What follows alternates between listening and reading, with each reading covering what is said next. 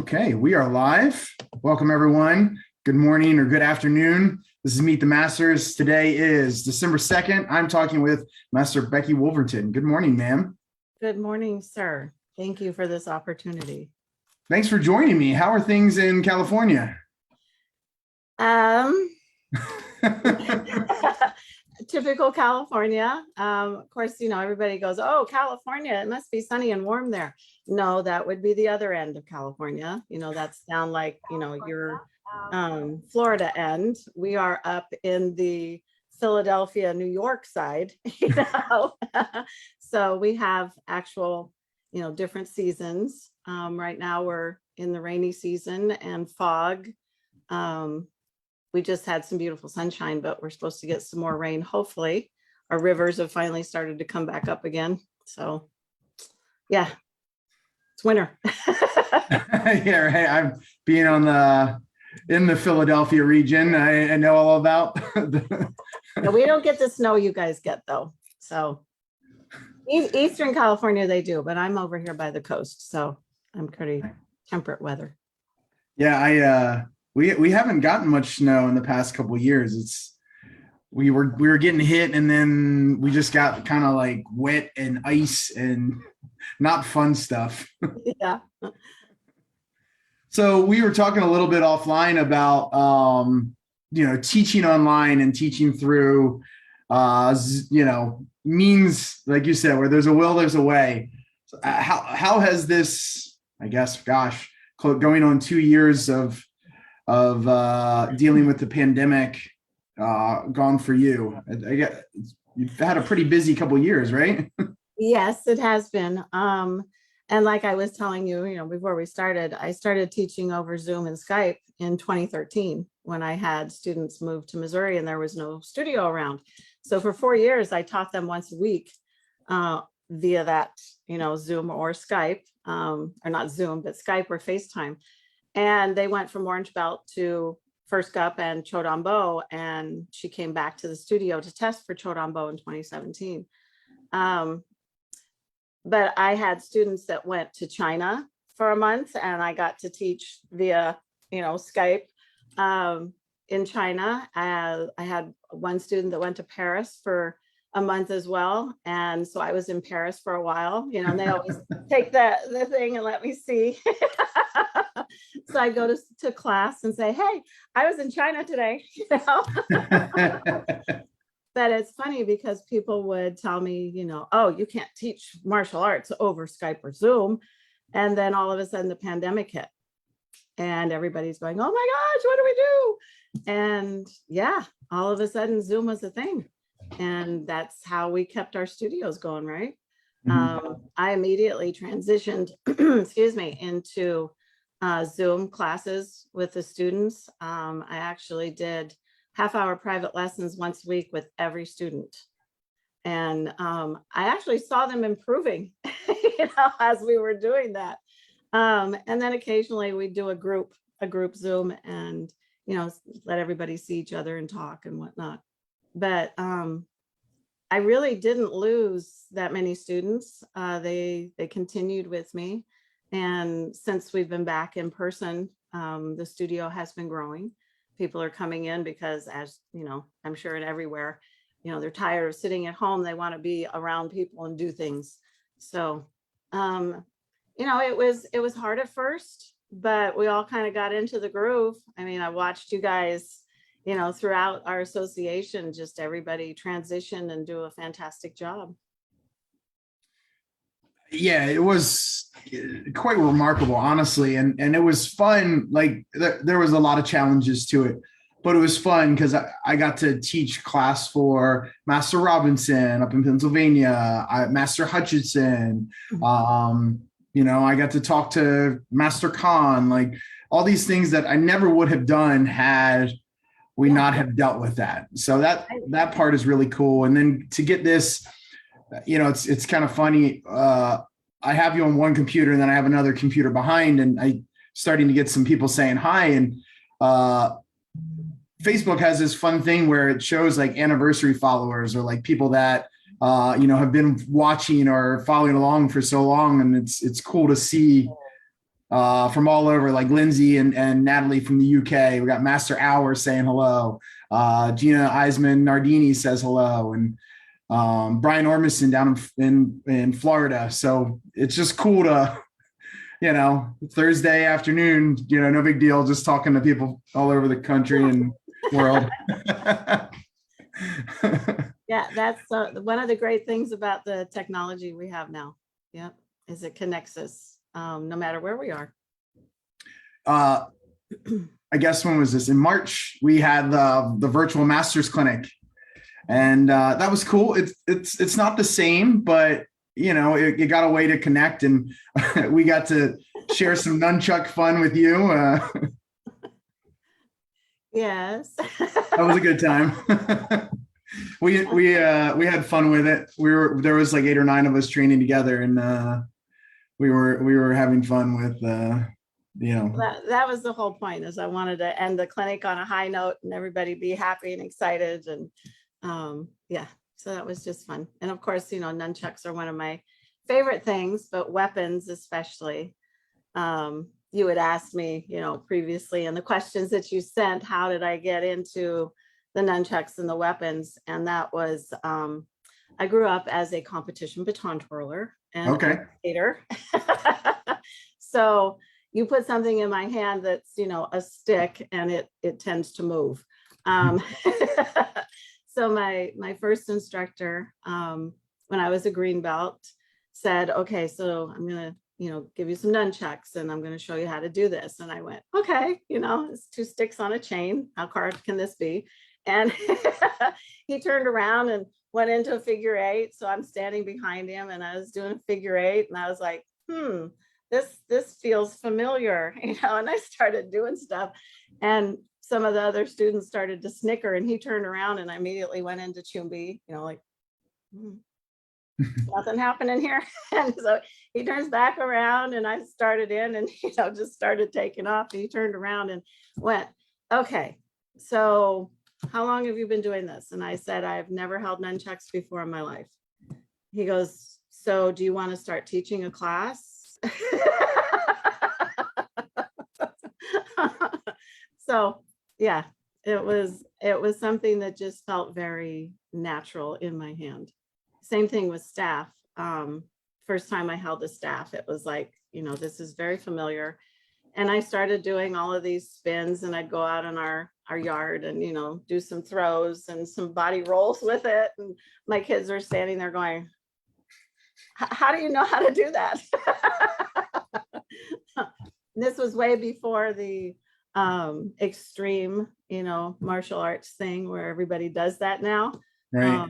But yeah, no, I love weapons and swords and daggers and, stuff like that.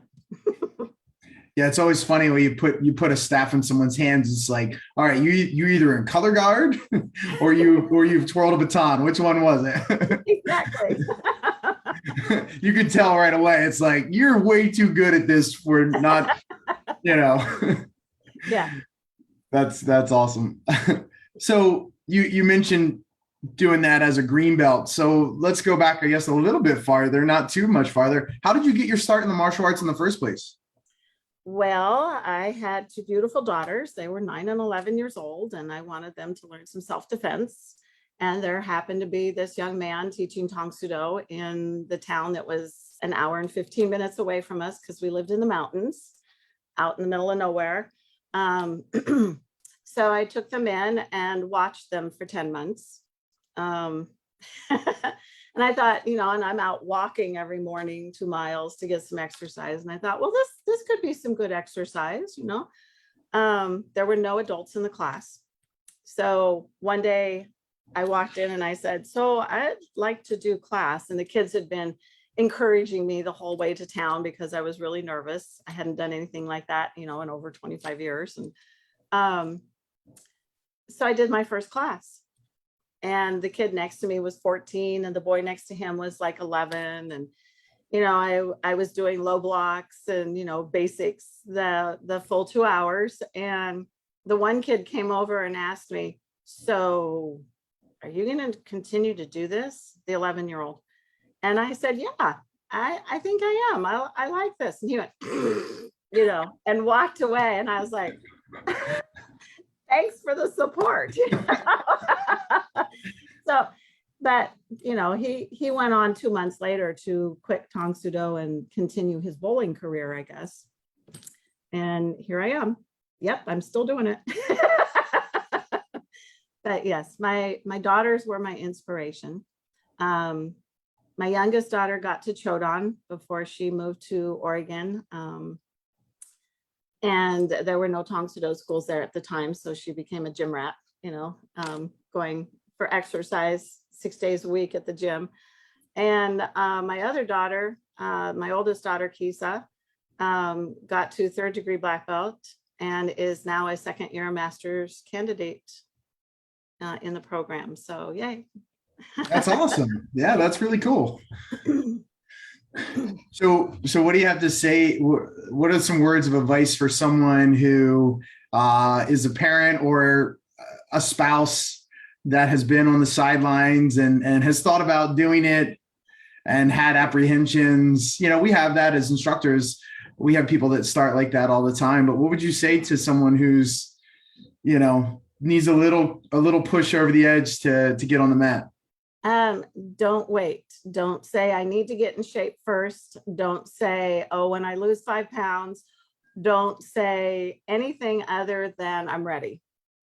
Just get on the mats and do it, because I fell in love with it. That was, you know, like I said, you know, throughout my youth and teenage years, I was very active competitively. And so I was practicing, you know, on a regular basis every day. So the minute I walked out there and started moving again, it was like coming home, and I haven't looked back. And I have parents that have done the same thing in my studio, as I'm sure all of you have. You know, once they step on the mats, they're there. The kids might leave, but the parents are still there. So yeah, don't wait, do it.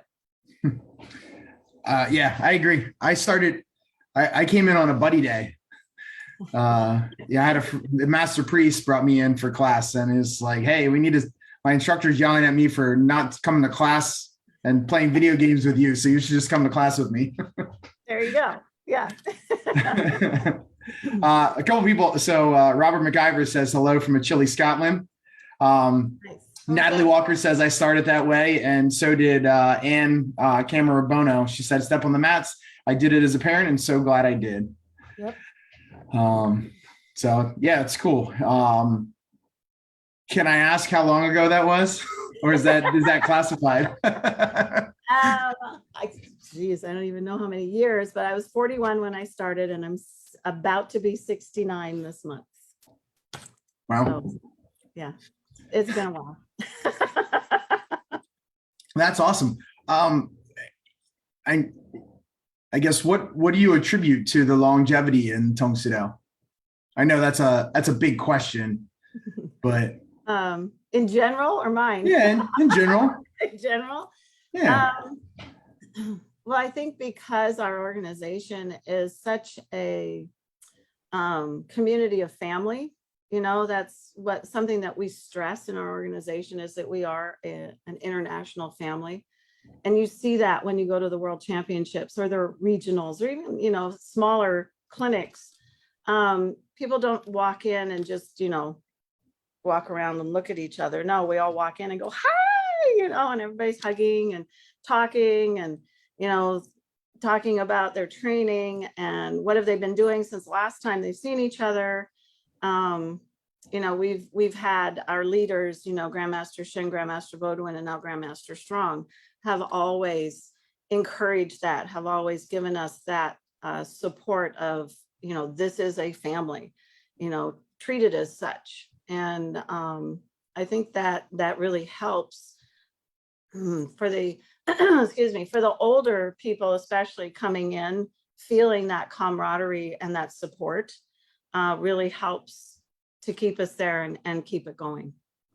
You know, because it's not easy when you're older and you haven't been active for a while, and you see all these young bucks out there, females and males, with these beautiful kicks, and they're able to do all of this stuff that you wish you could, or you used to be able to. And yet they are still supporting us as older students. So yeah. I assure you that watching you do your nunchuck demo at Worlds, or I had the opportunity to test the same time when you tested for your 5th degree, I was testing for my red stripe. So I had the opportunity to be on the mat, on the floor with you. And they're seeing all the people ahead of me. It was inspiration. So I assure you that you're an inspiration too. It goes both ways. Well, thank you, sir. Well, I know that I have been inspired by seeing some of the people at the Master's Clinic that are, older than I am, and they're still on the mats and doing things that, some of us dream we'll be able to do at that age. So yes, I think that also helps to keep us all in this for life, is that there's always somebody else to look at and go, when I grow up, I want to be like that.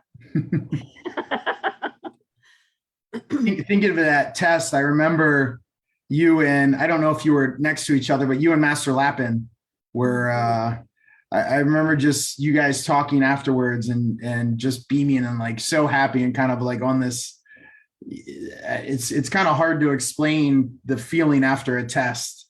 Is she someone that you have been able to work with a good bit through the years?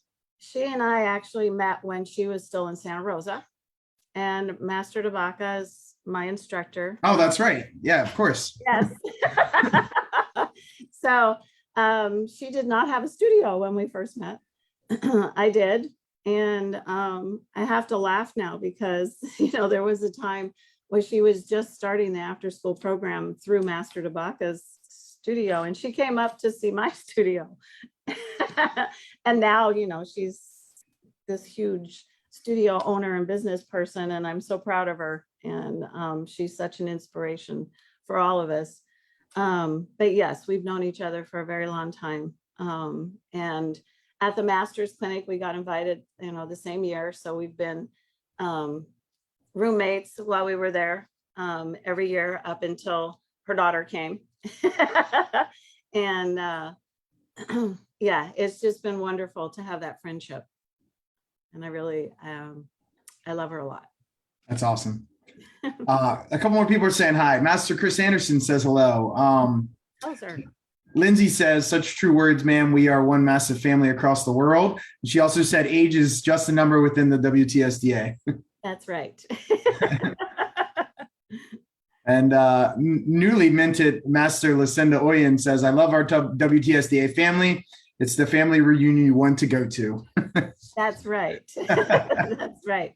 And in my pink shirt, ma'am, which I'm not wearing today. What you have a pink shirt?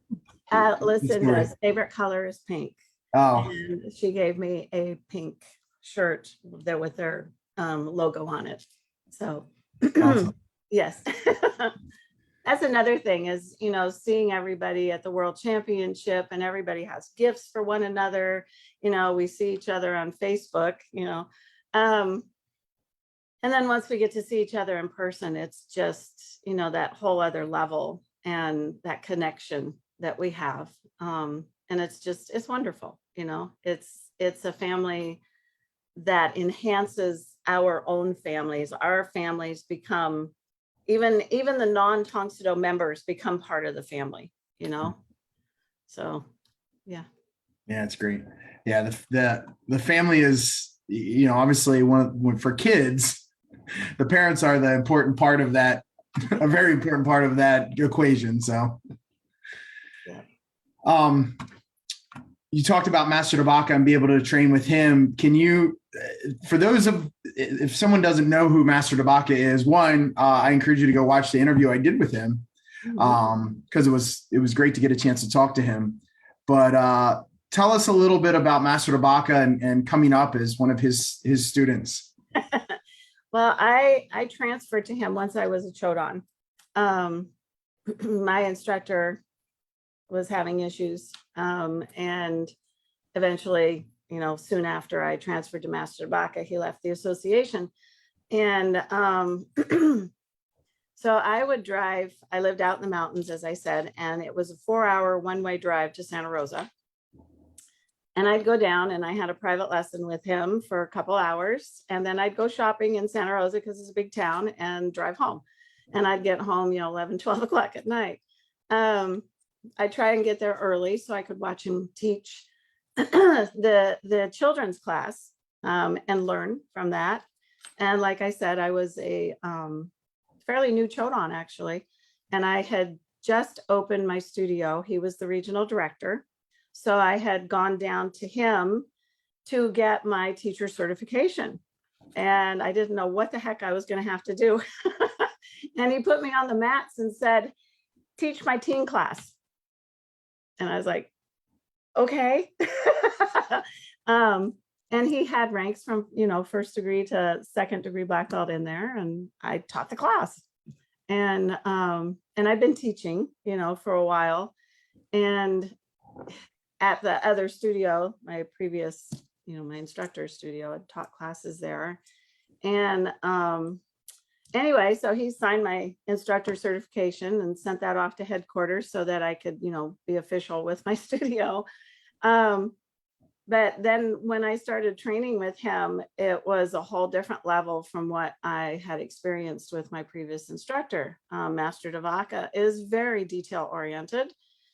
He pushes you to go beyond your limits. And me being, middle-aged woman, my first class that I did, one of his teens, I had never done takedowns like they do, right? I mean, I knew the basics, but I'd never done takedowns. The first time I did a one-step with this young man who was like 14, it was like, bam, I hit the ground.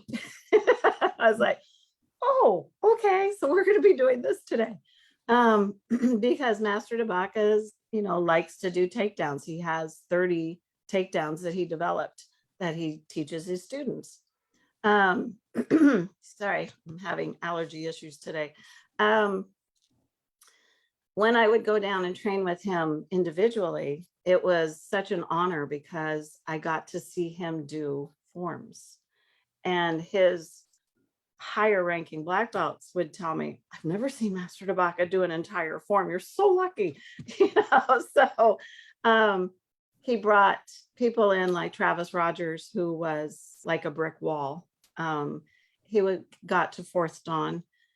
He was in the master's program. It was his second year, I believe, when it was my first year. And I had trained with him. He'd bring him in to be my partner for one steps. And I would have mat burns on my face from Travis taking me down. And then I was expected to do the same. And like I said, he was huge. He was like this brick wall, and he would plant himself. And so I knew if I did the takedown, I did the takedown because he wasn't going to give it to me. So Master Devaka expected excellence of his students. And you either rose to the occasion or they filtered out, right? So his students, and I'm proud to be one, have a reputation. He has a reputation for having students, that are dedicated, that want to do the best that they can do because that's what he expected of us. Always pushing, putting me as a second degree black belt, and went to a regional expecting to judge. And he put me in as a center judge. And I was like, yes, sir, I can do this. I was like, I've never done this before. And then I had to go up to the microphone and tell the person that these people were missing. And he said, no, you announce it. Once again, I don't talk on a microphone. So, always pushing and making you go out of your comfort zone to get you to that next level. Yeah, that's awesome slash terrifying all in one. Yes. And we love it for it. I've You told know, him all along the way, if it hadn't been for him, I would not be here. So that's awesome. I can, the same goes true for my own personal experience with Master Godwin was, they laid the road, but you had to do it yourself, and they weren't going to make it easy on you. right. Because they didn't have it easy. So, Mhm. but they would support you 100%. Exactly. Yes. With a cattle prod behind you.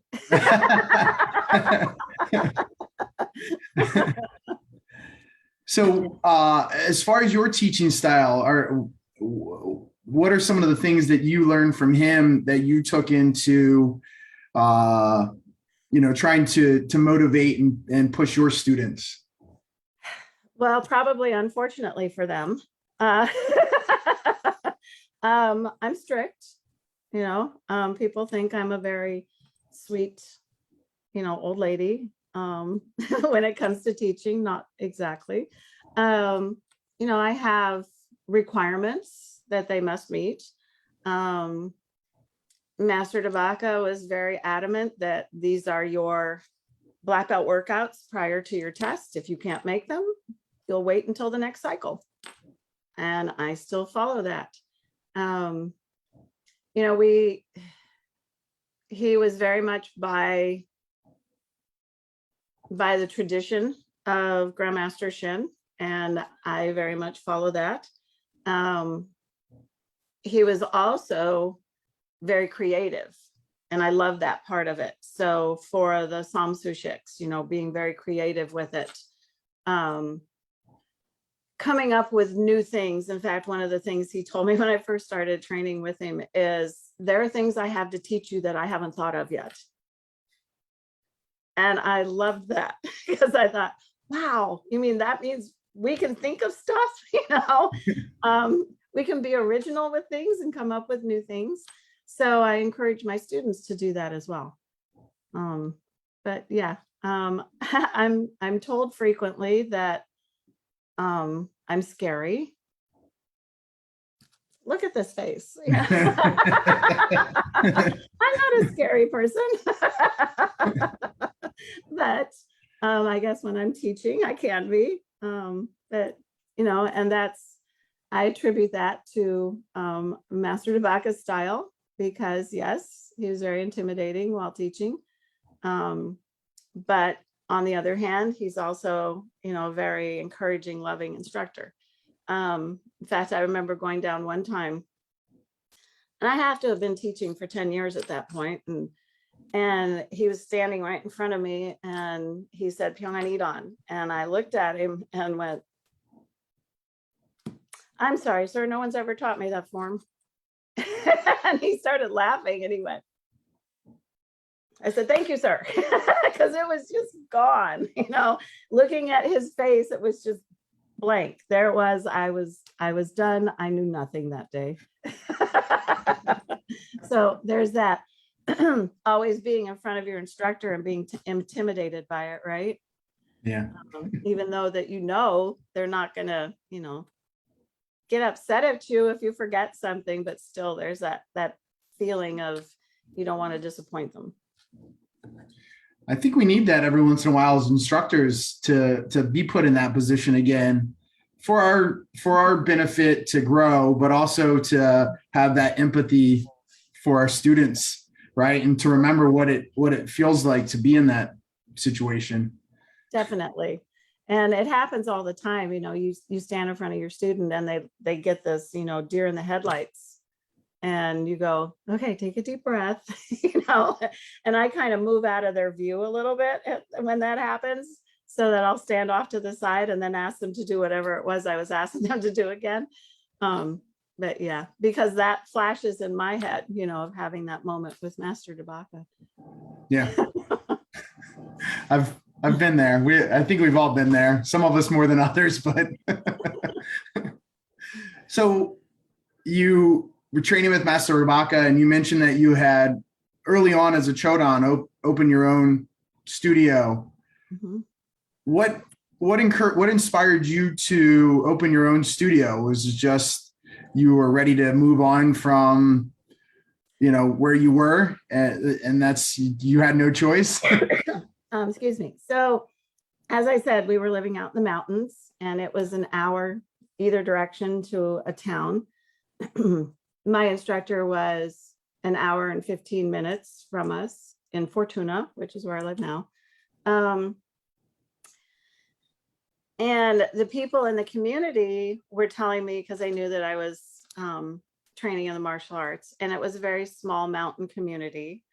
The entire kindergarten through 8th grade school that my kids went to had like 75 students. So it was a very small community. So they all said, well, as soon as you get your black belt, you can teach, right? So I had people asking if I would start a school. So when I got my black belt 6 months later, I opened up Dragonheart Tong Soo Do in Bloxburg. In the little school there, they had the gym cafeteria room, and that's where I started teaching. So, and that's why, because I had people there that wanted to teach or wanted to learn. So 2 months later, I opened the school in Garberville, which is an hour from Bloxburg, the other direction from Fortuna. It's considered Southern Humboldt. And that's actually where my school is now. So I had 2 schools for the first 2 years. And then I closed Bloxburg and just focused on Garberville. And that school has been there now for 23 years. That's great. And now then that's an hour away from you? Well, yes. So Garberville is 45 minutes south of where I live now. Okay. And then last October, my best friend and student, Melanie Gordon, who is a 4th dan now, turned her school over to me here in Fortuna, Dragonfire Tong Soo Do. So she works with me on that. She's still teaching, and she just didn't want to do the business aspect of it. So I have 2 schools again. So I teach Mondays and Wednesdays here in Fortuna, and Tuesday, Thursday in Garberville. And Master Gordon is still, very active, although she recently had open heart surgery, as some of you know. And this is a great opportunity to let you know that she's doing well. She's still recovering. It's still going to be a while before she's back on the mats, but we're going to Zoom her in for the test coming up this month. So she'll be able to be a part of that again. That's great. That's great. It's great news to hear. And obviously I'm sure everyone wishes her well in her recovery. I saw the post on the Region 1 page, so we wish her the best. I'm trying to think. So when I went to Master's Clinic, I was with Rosie, who's one of your students. Was she the first one of your students to go to Master's Clinic? Yes. Yes. What was the feeling? Like I haven't gotten to that point yet, but what's the feeling? I see the big smile on your face. Obviously, the feeling of pride when your own student gets to go, I'm sure is pretty awesome. It is. It's unbelievable, actually, because you go back to your own beginnings and thinking about, your journey to get there, not even considering that you're ever going to take somebody else there, right? And the fact that, she also was, not a spring chicken, female, was just awesome. It was amazing to have her there, to be my first to go to the Master's Clinic with me. It was an amazing experience. And I know that, she was so energized after that, and seeing that, remembering that for myself, how it was when I went, and then seeing that in that next generation of your school, right? Was amazing to witness. And I was so honored that she had stayed that long with me, and put her heart into Tong Sudo.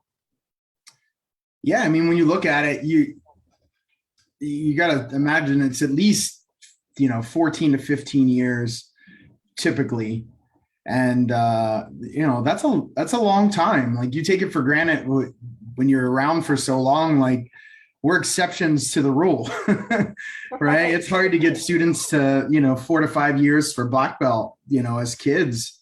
Sometimes I look at my daughter is 12. She's been doing it for 8 years at this point. That's a long time for someone, especially a kid. And when you do it, you start as an adult, it's even harder, because then you have responsibilities and right. Yes. So. Yeah, everybody always goes, oh, these poor kids, they have to go to school and then they go to class, and it's so difficult for them. And I'm going, what about the parents? Yeah, it doesn't get any easier. They go to work, they take care of their family, and they do class, Right. Yeah. So it's, it becomes, everybody goes, well, I need to make time for it. You make time for the things you want to do. It's as simple as that. If people that leave Tong Sudo, they go, I don't know how I ever had time to do that. It's because you filled that time with something else now that you want to do. Right. So, if it's something you want to do, you make time to do it. That's right. Yep. You make it a priority and it stays that. And for some, it's for a spell, and others, it just becomes a part of their life. Yeah. And that's, you said that, for a spell, and that was hard as a new instructor, because you have people that you see, sometimes I used to teach 6 days a week, and I taught, like 15 to 19 classes a week. And, some of these people were there 4 or 5 days a week, and they're there that way for 2-3 years. And then all of a sudden they quit, and you just kind of go, but you're part of my family, how can you walk away? And it takes a little piece of you when they do that. And somebody asked me one time, why I named my school Dragonheart.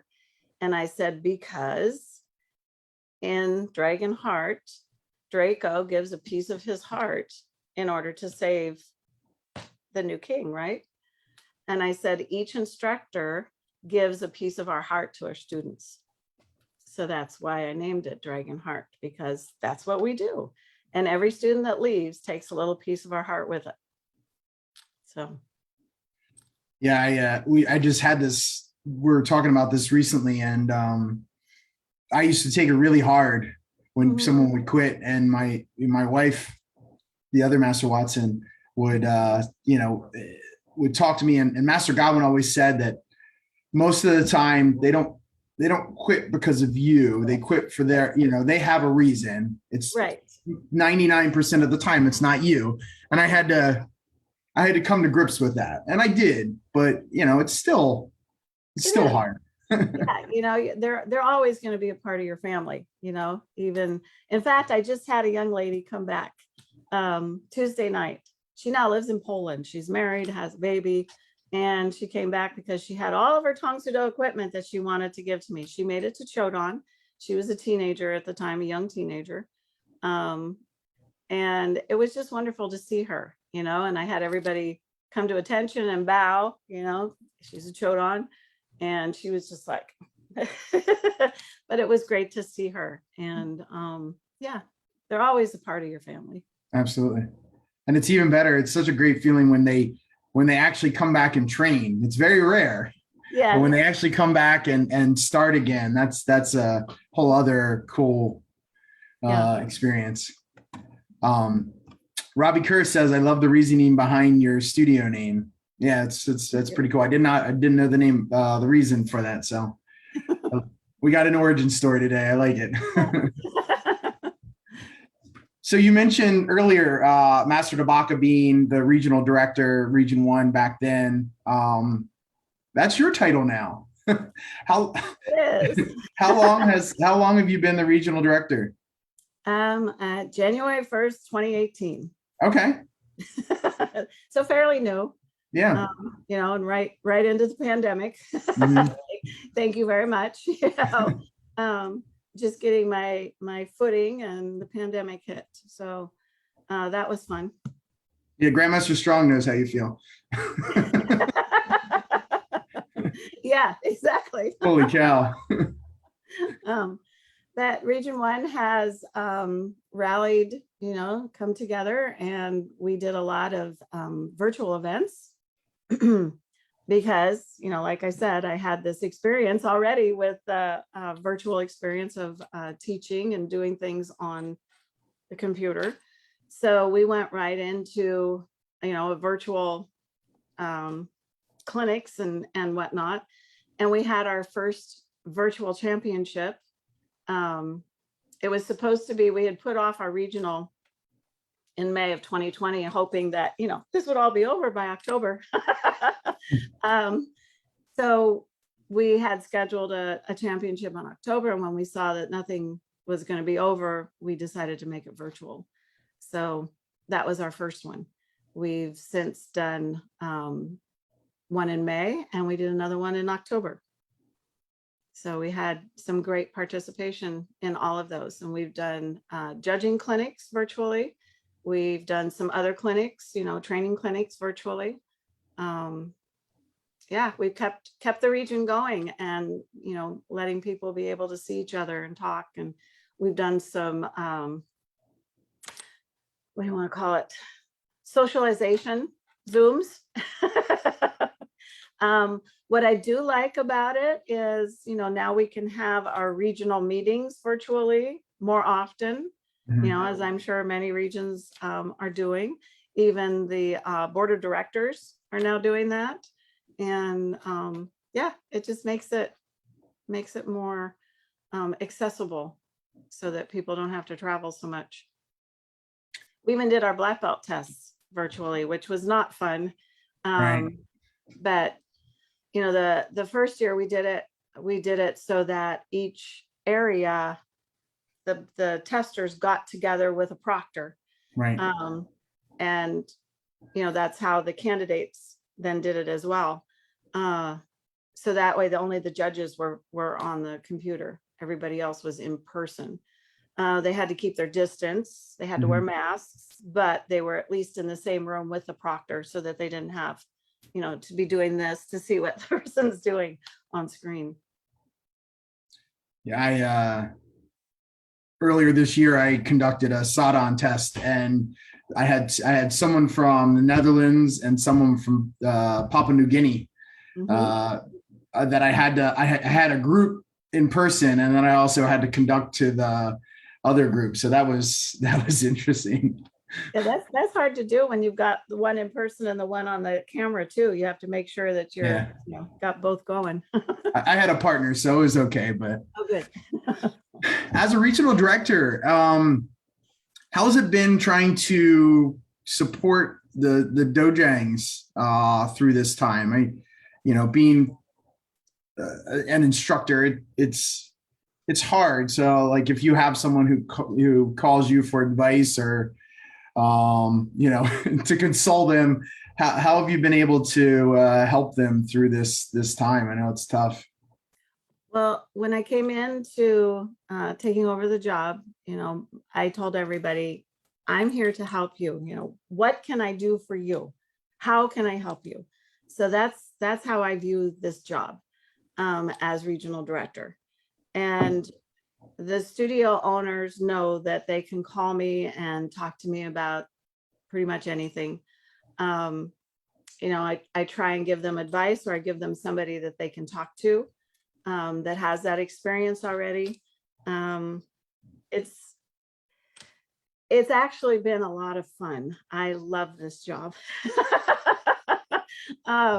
If I can call it a job. When I do something that I like, I don't call it work. Like I'm never going to work at the studio. Right. I'm going to the studio. I can't call it work because it's not, it's fun. And that's how I view the regional director's position. It has been great getting to know the studio owners. I mean, I knew them all, but not to the extent that I know them now. I love problem solving. And that's kind of what you have to be able to do as a regional director. And this kind of just fits right into my, I guess, skill set of, trying to work with people and figure out what's going to be best for them. So it's fun. I like it. Yeah, I think to a certain degree, teaching kind of helps you with those skills, because you have to think on your feet, especially if you're working with little ones. Yeah. I'm constantly like, well, that didn't work. Let's, and then you pivot to something else. They're looking at you like, I have no clue what you're saying. Right. And then you have to find a different way. Absolutely. Yeah. You mentioned your virtual tournaments. I know a couple of years ago, you actually did have a regional tournament, and it was in Hawaii, right? Well, it was not a regional championship. Oh, okay. It's a separate tournament in the region. Let's put it that way. I gotcha. Yeah, not the official regional, but right. I gotcha. It's open to all World Tong Soo Do Association members. Right. And yes, we brought it back. That was one of the things. We had a Pacific championship in 2003 and 2005 under Mr. DeLion. And when I became regional director, I thought, oh, we have to bring this back. We need to have a tournament in Hawaii again. So Mr. Palmore was very open to the idea, and we made the first one happen in 2019. And we had a whopping 30 participants. But they were from all over the US. It was great. So, Master Mary Tracy Jancic was there. We had people from Philadelphia. I think we had 15 or 16 masters and 30 participants. So we had, half as many masters as we had participants. It was great. We had a wonderful time. The Mabrooks came at the end of the tournament. They said, we're going to be a little late. Well, they showed up right at the end of the tournament. So they got to do the ending ceremony, I think. But they were there for the party. So that was awesome. And we had planned on having one this year. We put together everything and had it all going, and we had reservations. And then Hawaii went, you know what? We really don't want you people here. So they kind of clamped down on everything, and we tried to move everything outside. And then they lowered the amount of participants that you could have, even in an outside activity.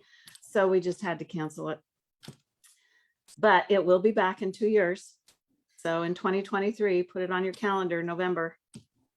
There we go. Yes. It's a good time. Yeah. So I'm part of Evolution Karate Academy, and Master Kaluzny attended that as well. Yes. Yeah. Which is funny because he's not a big traveler, but his wife forced him to go. Well, it was great having him there. Yes. No, he had fun. She had a lot of fun. Speaking of tournaments, coming up through the ranks, did you compete? I know you said you were competitive as a kid, in baton and things like that. Did you ever compete as a Tong Soo Do competitor? I did. My first competition was in Tahoe at our regional, and I was a 5th GUP, I believe. And I had not competed for a very, very long time at that point. I was so nervous. I did not spar. I only did my forms. I didn't spar. And the following year, I competed.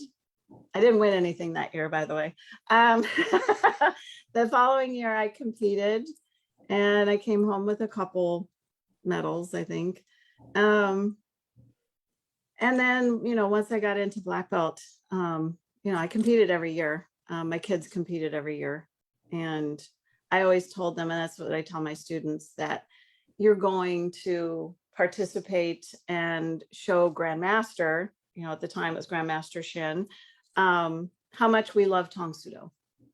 It's not about bringing home the sparkly bauble. If you get one, that's icing on the cake. But this is about meeting other people that train.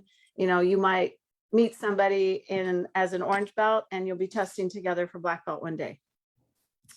So, you know, we would go every year and participate and have a good time. And yeah, I won the cup a couple times. You know, the one time that I absolutely, you know, I treasure this one. It's, and this was the same facility. We were in Tahoe, and I was a Somdon, and my daughter was a Chodon, my youngest daughter, Leah. And she won the adult female cup, and I won the senior female cup. First time we had a senior female cup. So my name is on the adult female cup, and her name is on the adult female cup. We're the only mother-daughter on that cup. That's So pretty cool. that, you know, every time I see it, I just kind of go, oh. Nice. But in that tournament, Master Claire Marsh, and Master Carla Bennett were my judges. And I was in the ring that I remember watching them compete at in my first tournament.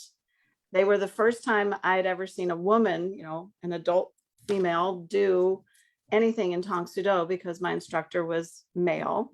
You know, I was the only adult female in the class, you know, until a couple of people started. Melanie, my best friend, started a few months later, but we'd never seen any black belt females, right? So that first tournament, we watched them and we're just like, wow, look at that. You know, I want to do that. And here I was all these years later in that exact same ring with these ladies as my judges.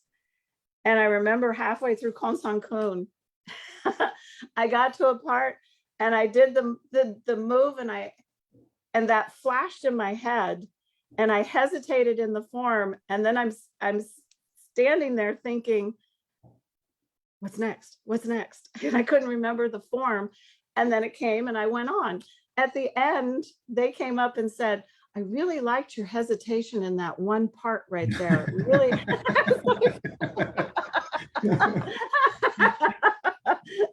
So fortunately, it was only a matter of seconds instead of like an hour that I thought it was. Right. But it was such an honor to be there in that moment with them as my judges in that exact same ring that I witnessed them and was inspired by them. So, yeah. That's awesome. And obviously two amazing martial artists that you know, you can't help but be inspired by the things that they have done. Yeah, both awesome martial artists. We've kind of talked about them a little bit, but I wanted to, believe it or not, we're almost at an hour. Grandmaster Shin, can you share some stories on some memories of maybe meeting him or time spent with him? Yes. Well, as we all know, you know, what a wonderful person, and we miss him dearly. I remember the first time, you know, I went to a tournament and he signed my dobak, and you know, we always used to put your name in Korean, right? Mm-hmm. So the next time I went to the tournament and he was on the stage and I'm, you know, walking up to him and he goes, "Oh, Becky, so nice to see you." And I was like, how did he remember my name? You know, which it's written right there, right? So, but he had such an amazing memory for people and faces and things that happened. But when he came to visit where I lived in Garberville for the first tournament, I took him on a drive through the redwoods, and he was so cute. He's looking out the window and he said, "Well, now I see why you're stuck here."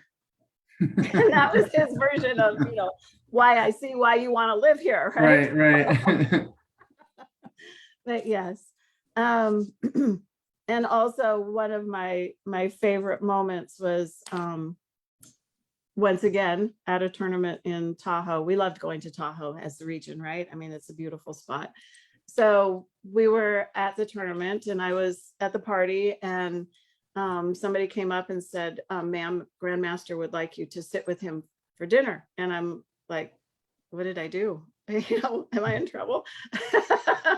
So I went and sat down, and he said, here, and sit next to me. And Master Schroeder sits on the other side, who was our host for the tournament. And we're eating and talking, and then they start bringing up this Qigong thing that Grandmaster was developing. And he'd already done a segment at my tournament, and we went out to the Redwoods, and he put on the video of his instructor's videotape. So this was prior to the Qigong video that he did. So we're out in the Redwoods with the TV sitting on a stump, with a wire, a cord going somewhere to plug it in.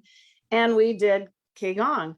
So this was the following tournament that we had. And he starts bringing up that he wants to develop this Qigong organization, and he doesn't know what to call it. And so we're talking and giving names, and he said, well, I want everybody to have a say in it. So club was brought up, and he liked that. So then he says, but I don't want headquarters to have to manage this. I want somebody else to take care of that, so that headquarters doesn't have this to do also. And both he and Master Schroeder do this. And I've got one looking at me and one looking at me here, and I'm going, now I know why I'm sitting here. So the first 4 years that the Qigong Club was around, it was on my computer. But yes, so he had a knack for organization, as we know, with our wonderful association, and for getting people to do things. But yeah. It's funny. That's I just did an interview a couple weeks ago with Master Weinberg, and he shared, actually most people have a story of a time where yeah. My favorite was Master Malcury said he found out that he was the attorney for the association in the newsletter. Right. Yeah. Well, by the way. Yeah. You do, if you do something or you show that you're good at organization, you're gonna have a job. Right. Yeah. But yeah, what an amazing opportunity to work with him, though, and one of the times at the Qigong clinics, he came up before, I picked him up at the airport, and we got to the location, and he said, oh, Becky, by the way, I have a book I want you to read by tomorrow and give me feedback on whether or not we should put it in our curriculum. And I was like, yes, sir. And fortunately it was a thin book. So I went back to my room and I read it, and I went, I don't know that this should be in the curriculum, because it was, had some religion in it, right? And because we have so many different religions in our organization, I didn't know that if it would be appropriate to have as part of the curriculum. How do you tell Grandmaster Shin that, right? So I called my daughter, Kisa, and I said, so this is what's happening. And I said, what do I do? And she said, tell him. He wanted your opinion, tell him. And I said, okay, I'm going to do it. So the next day I told him, exactly that. And he said, that's a good point. He said, okay, so what I want you to do is photocopy the book, and we'll have those photocopies available if people want to take it and read it. So that's what I did. So we went to the office and made like 10 photocopies. Like I said, it was a small book, and people could take it if they wanted to read it. But it was like, how do I tell Grandmaster Shin no? So yeah. But Awesome. that's one of the things that Master DeBaca always told me, is that if Grandmaster Shin asks you a question, he wants an honest response. He wouldn't ask you if he thought that you were just going to say yes, right? He wanted an honest response. Awesome. Well, we're at an hour mark. I like to keep it there, to be an hour is a big chunk. So, Right.